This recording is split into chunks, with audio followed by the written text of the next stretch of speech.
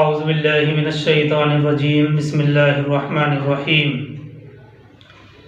سورہ مائدہ آیت نمبر 60۔ اللہ تعالیٰ فرماتے ہیں قُلْ هَلْ أُنَبِّئُكُمْ بِشَرٍّ مِّن ذَلِكَ مَثُوبَةً عِندَ اللَّهِ۔ سورہ مائدہ آیت نمبر 60۔ قُلْ هَلْ أُنَبِّئُكُمْ بِشَرٍّ مِّن ذَلِكَ مَثُوبَةً عِندَ اللَّهِ۔ اے نبی صلی اللہ علیہ وسلم آپ فرما دیجئے کیا میں تمہیں بتلاؤں کہ اللہ کے نزدیک اس سے بدتر سزا پانے والے کون لوگ ہیں۔ قُلْ هَلْ أُنَبِّئُكُمْ بِشَرٍّ مِّن ذَلِكَ مَثُوبَةً عِندَ اللَّهِ۔ اے نبی صلی اللہ علیہ وسلم آپ فرما دیجئے کیا میں تمہیں بتلاؤں کہ اللہ کے نزدیک اس سے بدتر سزا پانے والے کون لوگ ہیں۔ مَن لَعَنَهُ اللَّهُ، وہ لوگ جن پر اللہ نے لعنت کی ہے، وہ لوگ کون۔ وَغَضِبَ عَلَيْهِ، اور جن پر وہ غضبناک ہوا، وہ لوگ کون ہیں۔ اس کا سب عطف اوپر ہی سے تعلق ہے، اوپر ہی سے ہے۔ وَجَعَلَ مِنْهُمُ الْقِرَدَةَ، وہ لوگ وَجَعَلَ مِنْهُمُ الْقِرَدَةَ وَالْخَنَازِيرَ، اور جن میں سے وَعَبَدَ الطَّاغُوتَ، اور جنہوں نے شیطان کی اتباع کی، بندگی کی، شیطان کی بندگی کی۔ وَعَبَدَ الطَّاغُوتَ، اور جنہوں نے شیطان کی بندگی کی۔ أُولَئِكَ شَرٌّ مَّكَانًا وَأَضَلُّ عَن سَوَاءِ السَّبِيلِ، یہی لوگ بدتر ہیں درجے میں اور بہت زیادہ بھٹکے ہوئے ہیں سیدھے راستے سے۔ اب دیکھیے اگلی آیت میں وہ کون لوگ ہیں ان کے بارے میں اللہ سبحانہ و تعالیٰ بتلا رہے ہیں۔ یہ وہ لوگ ہیں جن پر اللہ کا غضب ہوا، اللہ کی لعنت ہوئی، اور ان میں سے بہت سے لوگ خنزیر اور بندر بنا دیے گئے، اور ان لوگوں نے شیطان کی اتباع کی، شیطان کی عبادت کی۔ اب وہ کون لوگ ہیں اگلی آیت نمبر 61 میں اللہ تعالیٰ وضاحت کے ساتھ ان کی نشاندہی فرما رہے ہیں۔ اللہ تعالیٰ فرماتے ہیں وَإِذَا جَاءُوكُمْ قَالُوا آمَنَّا، اور جب وہ تمہارے پاس آتے تو کہتے ہیں کہ ہم ایمان لے آئے۔ وَإِذَا جَاءُوكُمْ قَالُوا آمَنَّا، اور جب وہ تمہارے پاس آتے ہیں تو کہتے ہیں کہ ہم ایمان لے آئے۔ وَقَدْ دَخَلُوا بِالْكُفْرِ وَهُمْ قَدْ خَرَجُوا بِهِ، حالانکہ وہ داخل بھی نہیں ہوئے تھے، حالانکہ وہ داخل بھی ہوئے تھے کفر کے ساتھ۔ وَقَدْ دَخَلُوا بِالْكُفْرِ، اور یقیناً وہ داخل بھی ہوئے تھے کفر کے ساتھ اور نکلے کفر کے ساتھ۔ ان لوگوں نے یہ فیصلہ کیا تھا کہ صبح کو ایمان لے آؤ اور شام کو کفر میں مبتلا ہو جاؤ۔ ان کے بارے میں ہی یہاں فرمایا جا رہا ہے کہ وہ کفر کے ساتھ داخل ہوئے تھے اور کفر ہی کے ساتھ نکلے بھی۔ مطلب یہ ہے کہ ایک لمحے کے لیے بھی ایمان کی مٹھاس اور ایمان کی چاشنی انہیں نصیب نہیں ہوئی، ایک لمحے کے لیے بھی انہیں ایمان کی حلاوت نصیب نہیں ہوئی۔ وہ شعوری طور پر فیصلہ کر چکے تھے کہ رہنا تو ہمیں اپنے ہی دین پر ہے، لیکن اسلام کی جو ساکھ گئی ہے، اسلام جو طاقت بن کر ابھر رہا ہے، اس کو نقصان پہنچانے کی خاطر ہم دھوکہ اور سازش کر رہے ہیں۔ دیکھیے یہ وضاحت ہے آیت کریمہ کی، اور سورہ آل عمران آیت نمبر 72 میں بھی ہم اس طرح کے الفاظ پڑھ چکے ہیں۔ وہاں یعنی سورہ آل عمران آیت نمبر 72 میں اس طرح کے الفاظ آئے تھے وَقَالَتْ طَائِفَةٌ مِّنْ أَهْلِ الْكِتَابِ آمِنُوا بِالَّذِي أُنزِلَ عَلَى الَّذِينَ آمَنُوا وَجْهَ النَّهَارِ وَاكْفُرُوا آخِرَهُ، اور اہل کتاب کے ایک گروہ نے کہا کہ اہل کتاب کے ایک گروہ نے کہا وَقَالَتْ طَائِفَةٌ مِّنْ أَهْلِ الْكِتَابِ آمنو بالذی انزل، اور اہل کتاب کے ایک گروہ نے کہا کہ ان اہل ایمان پر جو چیز نازل کی گئی ہے اس پر ایمان لاؤ صبح کے وقت اور اس کا انکار کر دو دن کے آخر میں۔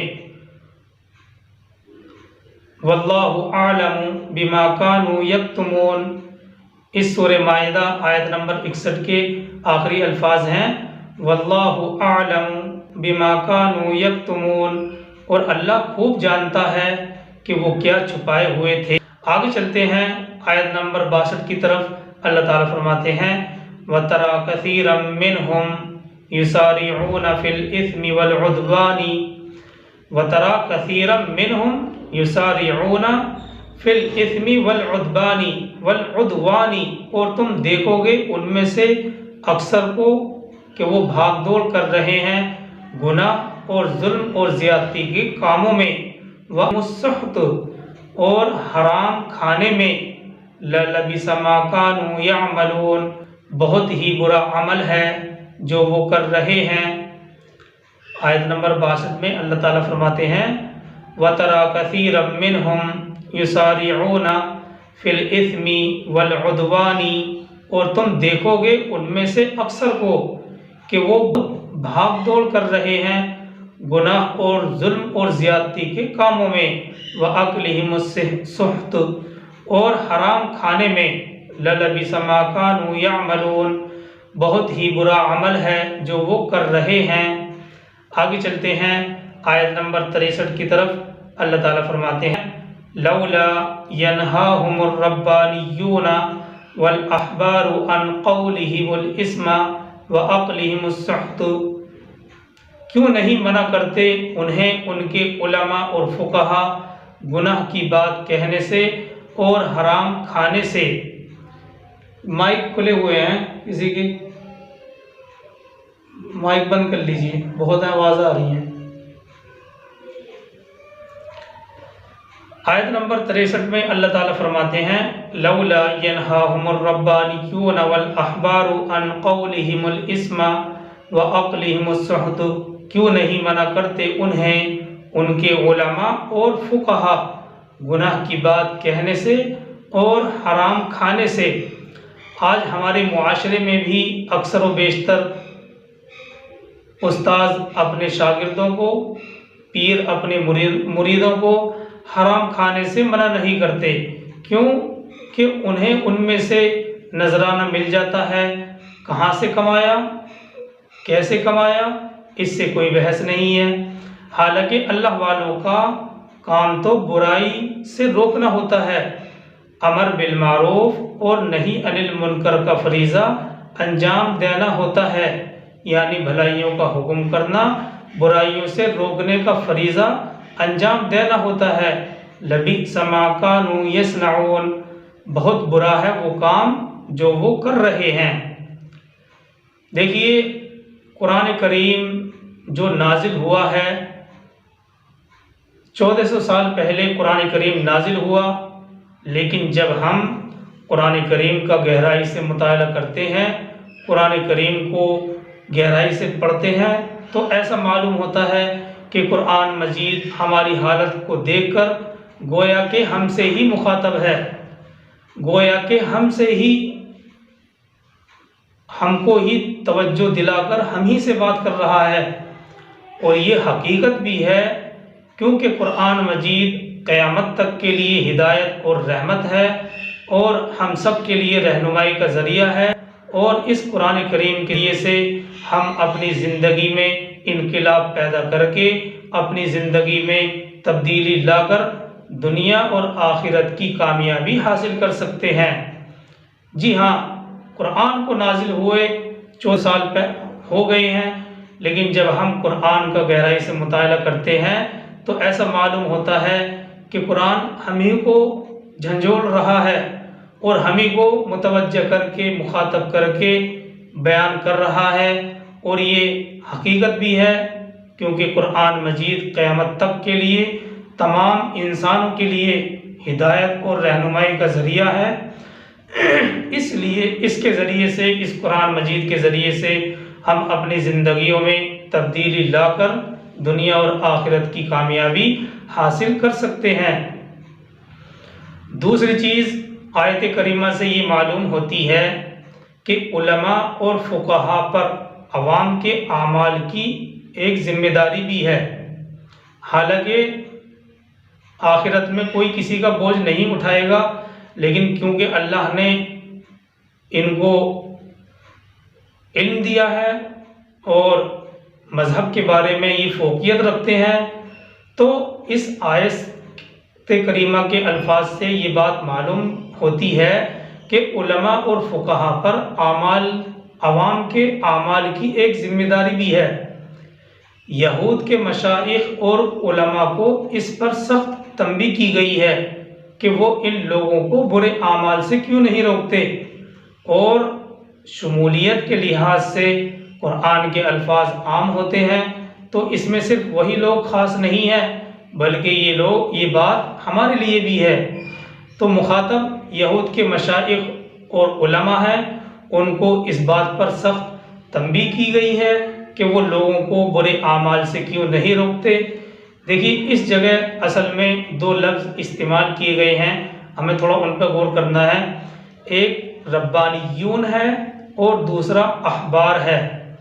ربانیون کے معنی آتے ہیں عابد، زاہد، عبادت کرنے والا، پرہیزگار، عابد اور زاہد، جن کو ہمارے عرف میں درویش یا مشائخ کہہ دیا جاتا ہے۔ اور لفظ احبار اصل میں علماء یہود کو احبار کہا جاتا ہے، جن سے معلوم ہوتا ہے کہ امر بالمعروف اور نہی عن المنکر کی ذمہ داری عام طور سے انہی دو طبقوں پر ہوتی ہے، یعنی عابد زاہد پر اور احبار پر، یعنی جو مذہبی اعتبار سے فوقیت رکھتے ہیں، مذہب کا علم رکھتے ہیں۔ عام طور سے انہی دو طبقوں پر تمام لوگوں کے اعمال کی ایک ذمہ داری ہوتی ہے، اس لیے اس کو نبھانا چاہیے۔ اب دیکھیے خلاصہ اور آیتوں کو لے کر اور احادیث کو لے کر اس جگہ یہ نکلتا ہے کہ جس جگہ بات سننے اور ماننے کا احتمال ہو، وہاں صرف علماء پر ہی یہ ذمہ داری نہیں ہے، بلکہ ہر مسلمان کو جس کو اس کام کا جرم ہونا، گناہ ہونا معلوم ہو، فرض ہے کہ گناہ کو روکنے اور منع کرنے کی کوشش کرے، چاہے ہاتھ سے ہو یا کیا کہتے ہیں زبان سے ہو، یا کم سے کم اپنی دل کی نفرت سے ہو۔ اور جس جگہ غالب گمان یہ ہو کہ اس کی بات نہیں سنی جائے گی، اس کی بات نہیں مانی جائے گی، بلکہ اس کے خلاف ایک دشمنی بھڑک اٹھے گی، تو ایسی حالت میں روکنا اور منع کرنا فرض نہیں ہے، البتہ دل سے اعراض کرے۔ خلاصہ اس جگہ یہ نکل کر سامنے آتا ہے کہ جس جگہ بات سننے اور ماننے کا احتمال ہو، تو وہاں صرف علماء کی ہی ذمہ داری نہیں ہے، بلکہ ہر مسلمان کو جس کو اس کا جرم ہونا معلوم ہو، فرض ہے کہ گناہ کو روکنے اور منع کرنے کی کوشش کرے، چاہے ہاتھ سے ہو یا زبان سے ہو یا کم سے کم اپنے دل کی نفرت سے ہو۔ اور جس جگہ غالب گمان یہ ہو کہ اس کی بات نہیں سنی جائے گی، بلکہ اس کے خلاف دشمنی بھڑک اٹھے گی، تو ایسی حالت میں روکنا اور منع کرنا فرض نہیں ہے، البتہ دل سے اعراض ضرور کرے۔ آگے چلتے ہیں آیت نمبر 64 کی طرف، اور یہ آیتیں ایسی ہیں کہ الفاظ ہی سے ساری وضاحت ان میں ہو رہی ہے، مزید وضاحت کی ضرورت نہیں ہے۔ آگے چلتے ہیں آیت نمبر 64 کی طرف۔ اللہ تعالیٰ فرماتے ہیں وَقَالَتِ الْيَهُودُ يَدُ اللَّهِ مَغْلُولَةٌ، اور یہود نے کہا کہ اللہ کا ہاتھ بند ہو گیا ہے۔ وَقَالَتِ الْيَهُودُ يَدُ اللَّهِ مَغْلُولَةٌ، اور یہود نے کہا کہ اللہ کا ہاتھ بند ہو گیا ہے۔ یہود کے اس قول کے دو مطلب ہو سکتے ہیں، پہلا یہود کا، دوسرا منافقین کا۔ یہود کے اس قول کا یہ مطلب بھی ہو سکتا ہے کہ اللہ کی رحمت جو ہمارے لیے تھی وہ بند ہو گئی، نبوت کی رحمت ہمارے لیے خاص تھی کیونکہ نبوت کا ایک سلسلہ ان میں چلا آ رہا تھا، نبوت کی رحمت ہمارے لیے خاص تھی، اور اب یہ رحمت ہمارے لیے بند ہو گئی کیونکہ نبی صلی اللہ علیہ وسلم بنو اسماعیل میں آئے۔ اور یہ مفہوم بھی ہو سکتا ہے کہ منافقین کہا کرتے تھے کہ اللہ ہم سے قرض حسنہ مانگتا ہے، تو گویا کہ اللہ فقیر ہو گیا ہے، نعوذ باللہ۔ جواب دیتے ہوئے آگے اللہ تعالیٰ فرماتے ہیں، تو اس کے دو مطلب ہیں، دو قول ہیں۔ ایک یہود کا قول کا یہ مطلب بھی ہو سکتا ہے کہ اللہ کی رحمت جو ہمارے لیے تھی وہ بند ہو گئی، نبوت کی رحمت ہمارے لیے خاص تھی، نبوت کا سلسلہ ہم میں چل رہا تھا، اور اب یہ رحمت ہمارے لیے بند ہو گئی۔ اور یہ مفہوم بھی ہو سکتا ہے جو کہ منافقین کہا کرتے تھے کہ اللہ ہم سے قرض حسنہ مانگتا ہے، تو گویا کہ اللہ فقیر ہو گیا ہے، نعوذ باللہ۔ اور بھی بہت سارے اقوال مفسرین نے اس جگہ بیان کیے ہیں، ہم دو ہی پر اکتفا کرتے ہیں جو مطلب سے زیادہ قریب ہیں۔ جواب میں اللہ تعالیٰ فرماتے ہیں، غلت ایدیہم، ان کے ہاتھ بند گئے ہیں، یا بند جائیں ان کے ہاتھ، دونوں طرح سے ہم ترجمہ کر سکتے ہیں۔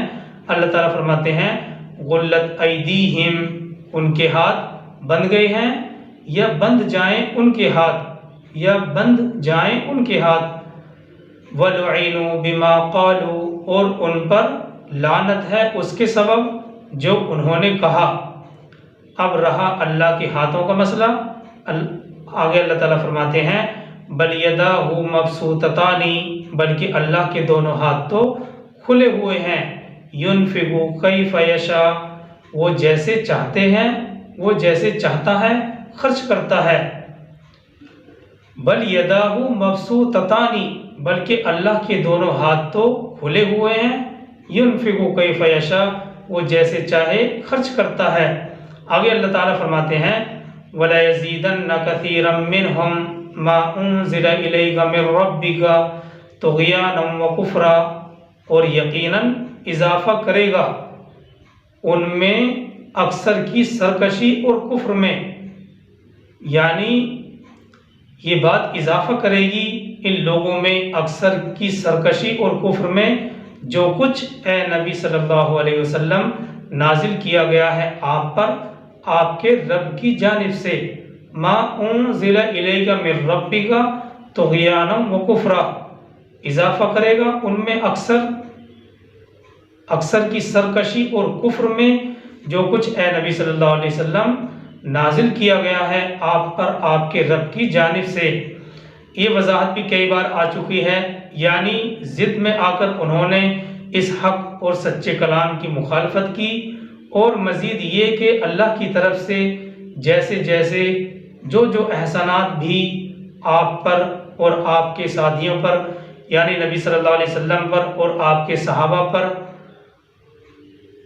ہوتے رہے، اللہ تعالیٰ صحابہ کو جو غنیمتیں دے رہا ہے، دین کو رفتہ رفتہ غلبہ حاصل ہو رہا ہے، اس کے حسد اور نتیجے میں ان کی ضد اور ہٹ دھرمی بڑھتی ہی چلی جا رہی تھی۔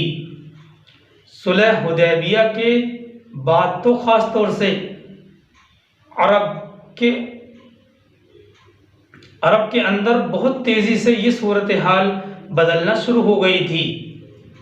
صلح حدیبیہ کے بعد خاص طور سے عرب کے اندر بہت تیزی سے یہ صورتحال بدلنی شروع ہو گئی تھی۔ اس کے نتیجے میں بجائے یہ لوگ سمجھ جاتے کہ یہ واقعی اللہ کی طرف سے ہے، حق اور سچ ہے، اس کا ساتھ دینے کے بجائے ان کے اندر حسد اور جلن کی آگ مزید بڑھ گئی۔ آگے اللہ تعالیٰ فرماتے ہیں وَأَلْقَيْنَا بَيْنَهُمُ الْعَدَاوَةَ وَالْبَغْضَاءَ إِلَى يَوْمِ الْقِيَامَةِ، اور ہم نے قیامت تک کے لیے ان کے درمیان دشمنی اور بغض ڈال دی، اور ہم نے قیامت تک کے لیے ان کے درمیان دشمنی اور بغض ڈال دی۔ یہ ماقبل میں اس کا مضمون وضاحت کے ساتھ گزر چکا ہے۔ آگے اللہ تعالیٰ فرماتے ہیں كُلَّمَا أَوْقَدُوا نَارًا لِلْحَرْبِ أَطْفَأَهَا اللَّهُ، جب کبھی یہ لوگ آگ بھڑکاتے ہیں جنگ کے لیے، اللہ اس کو بجھا دیتا ہے۔ جنگ کی آگ بھڑکانے کے لیے یہود اکثر سازشیں کرتے رہا کرتے تھے، اور خاص طور سے جنگ احزاب کے موقع پر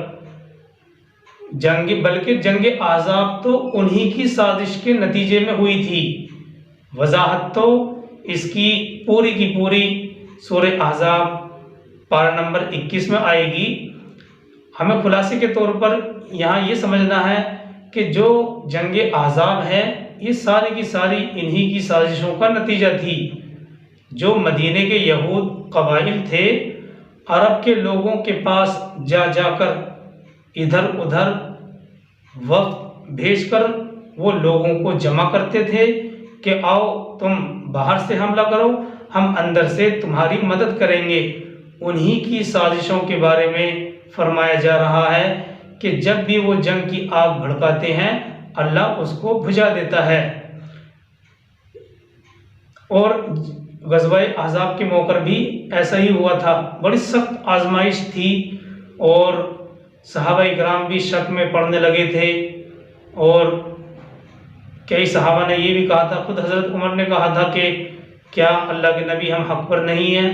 ایسا ہوا تھا، دشمن اوپر بھی تھا پہاڑی پر اور نیچے بھی، بیچ میں صحابہ کرام کی جماعت تھی، تو ادھر سے بھی حملہ ہوا ادھر سے بھی۔ تو یہ جنگ ساری کی ساری انہی لوگوں کی سازشوں کا نتیجہ تھی۔ مدینے کے یہود عرب کے قبائل، عرب کے لوگوں کے پاس جا کر ادھر ادھر یہ وفد بھیجا کرتے تھے، لوگوں کو جمع کرتے تھے کہ آؤ تم باہر سے حملہ کرو، ہم اندر سے حملہ کرتے ہیں، ہم اندر سے تمہاری مدد کریں گے۔ انہی سازشوں کے بارے میں اللہ سبحانہ و تعالیٰ فرماتے ہیں کہ جب وہ جنگ کی آگ بھڑکاتے ہیں تو اللہ اس جنگ کی آگ کو بجھا دیتا ہے۔ وَيَسْعَوْنَ فِي الْأَرْضِ فَسَادًا، اور یہ لوگ زمین میں فساد پھیلانے کے لیے دوڑتے پھرتے ہیں۔ واللہ لا يحب المفسدین، اور اللہ تعالیٰ فسادیوں کو پسند نہیں فرماتے ہیں۔ تو یہ وضاحت تھی جو ان آیتوں سے سمجھ میں آتی ہے۔ اللہ تعالیٰ ہم سب کو عمل کی توفیق عطا فرمائے۔ سبحان اللہ و بحمدہ، سبحانک اللہم و بحمدک، ونشہد ان لا الہ الا انت